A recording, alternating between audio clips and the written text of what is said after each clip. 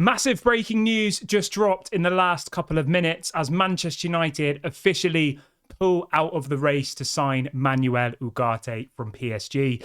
Before we get into that though, please smash a like on today's video, subscribe to the channel if you're new, and let's get straight on into it. So this is coming from, in my opinion, the most reliable journalist in world football at the moment. David Ornstein obviously reports for The Athletic here in the UK. And he is reporting, this is the headline. I'll bring you all of the news and obviously react to it, but this is the general headline.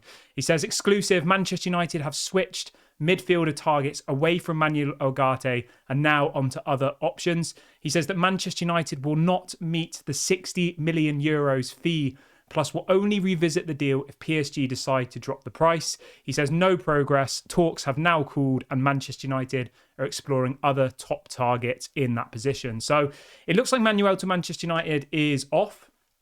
How do I feel about that? I think it's probably the right decision. 60 million euros is ridiculous. Let's be clear. They paid 60 million for him last season, and he spent most of the season sat on the bench. So I don't really see how they think they can justify getting the 60 million euros they got rinsed for by Sporting Lisbon last season for a player who they don't want anymore. They've already signed João Neves. They don't need him. They've got other players in their midfield. Like, he is surplus to requirements.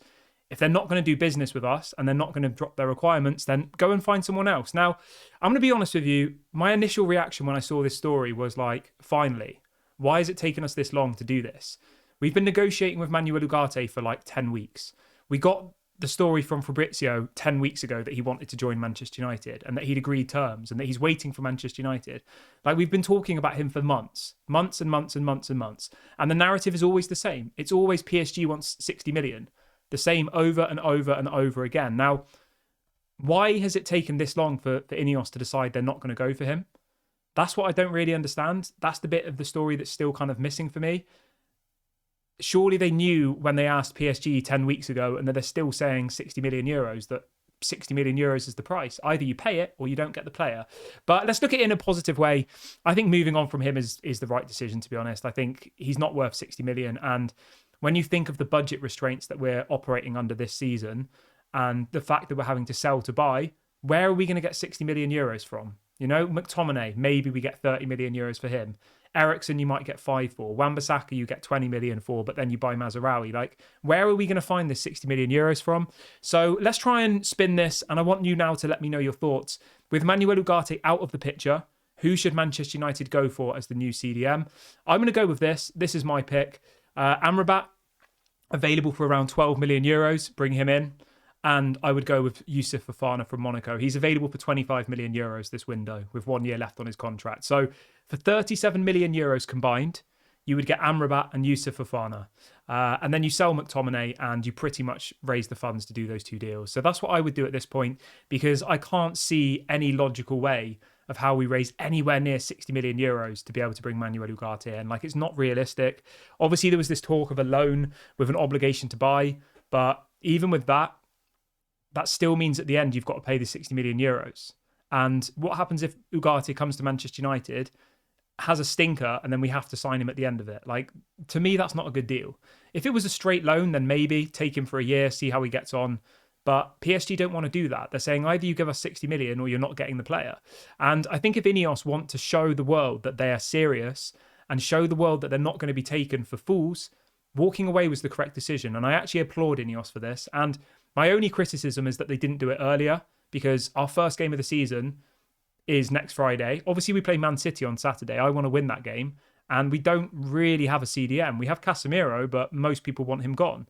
So that's my only criticism. And if I was Manchester United now, I would literally just go and buy Amrabat today. He already knows how Erik ten Hag sets up. He could be in that squad against Man City on Saturday, no problems at all. He's match fit, he's ready. And then whilst the next couple of weeks are unfolding, work on a deal for Youssouf Fofana. Another option we could go for is Zubimendi, but he's quite expensive as well. He's available for 50 million euros. So I don't really see how we're going to afford Zubimendi for 50 million if we can't afford Ugarte for 60 million. You know, it's still a very, very high transfer fee. Whereas the suggestion I've raised of Amrabat and Youssouf Fofana is about 37 million euros combined, which we should be able to get from selling McTominay to Fulham for £30 million. I think £30 million is 35 million euros. So you can see where I'm doing the maths there. McTominay joins Fulham.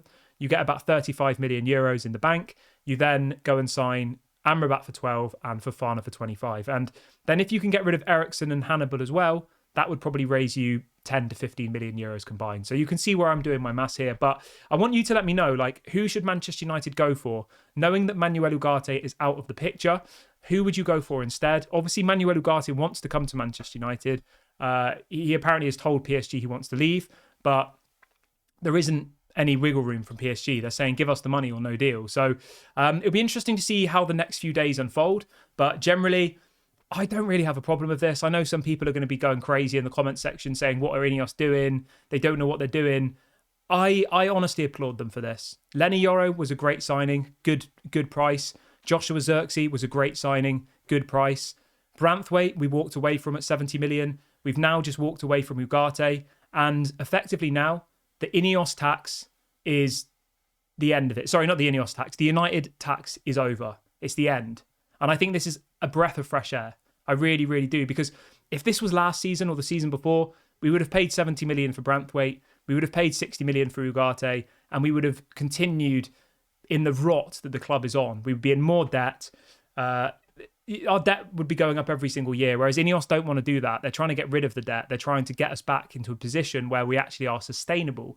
We're not having to take out credit cards to buy players. So I know it's frustrating, and I know people are like, you know, we're worse off than we were before, and I get it, like we are technically, but like I don't have a problem with it. So just to round up what David Ornstein has said, he says the view at Manchester United is that they're only willing to pay what they deem to be the correct fee for each transfer target, and negotiations will not be allowed to drag on until the end of the market. I respect that 100%. If PSG are trying to mess us over, walk away. Tell them goodbye. Go and buy somebody else. Ugarte isn't the missing piece of the puzzle. I'm sorry. Like, bringing in Ugarte wouldn't mean that we'd win the Premier League next season. It might mean that we compete for top 4 or top 5, but it's not like we're one player away from winning the Champions League and the Premier League. We're probably 7, 8 players away. He was one piece of a puzzle, which might have worked, it might not have worked. And if PSG think they can hold us hostage, they've got another thing coming. So I've got no problem with this at all, but I obviously want you to let me know in the comment section your thoughts.